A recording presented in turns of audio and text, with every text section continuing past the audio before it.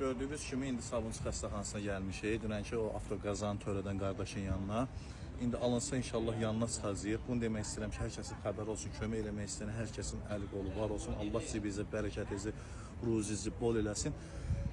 Bir qardaş var, özü mənə yığdı ki, qardaşın bütün hər xərcini mən qarşılayacağım. Avtomobil almağa da kömək eləyəcəm, hətta bank borcunu bağlamağa da kömək eləyəcəm. İndi yanına çıxacaq. İnşallah bir müştuluqlu şad xəbər verəcəyik qardaşa. Görüşsək orada sizi o bəzi yorumlarda narkoman yazanlara orada bir cavab var, onu da verəcəm, baxarsınız ona qədər. İndi həmin o qardaşın gəlinin yanındayam. Sizə hər şey özü açıq danışsın, necə olub, nə tər olub, siz də bilin, tanımadığınız insanda haqqına girməyin. Bacınızın danışlarınızı. Mən Necəfova Münəvvər Emil qızı Necəfovanların gəliniyəm. Qaynatamın hal-hazırda vəziyyəti stabildir. Qəza da ki, ayağında olan sudurğadan baş verib, ayağında sudurğası tutub, ayaq qazda qalıb.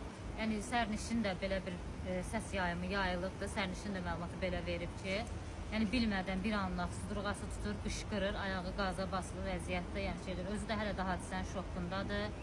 Yəni vəziyyəti stabildir, dizin aşağı hər iki ayağı sınıb, sinə qəfəsində yara var, diz parçalanması var, əməliyyat olmalıdır. Vəziyyət belə. Allah şəfasını versin. Xanım üzünü ona görə gizlədirik ki, xanım özü hicab əhlidir. Ona həm də istəmərik ki, üzü görünsün.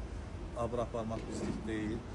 Kim kömək istəyirsə, eləmək istəyirsə, Sabunçu xəstəxanasında. Mən özüm də şəxsən yanında olub Maqsadla söhbət elədim, danışdım.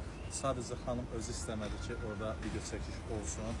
Yəni biz nədənsə və ya istifadə eləmirik. Buradan o sözüm, o rolun arxasında narkoman sürücü boyun deyən insanlaradır. Ola bilər, siz deyən insanlar da, elə insanlar da var taksistə. Mən ona yox demirəm. Ancaq bu dediyiniz adam el adamdır.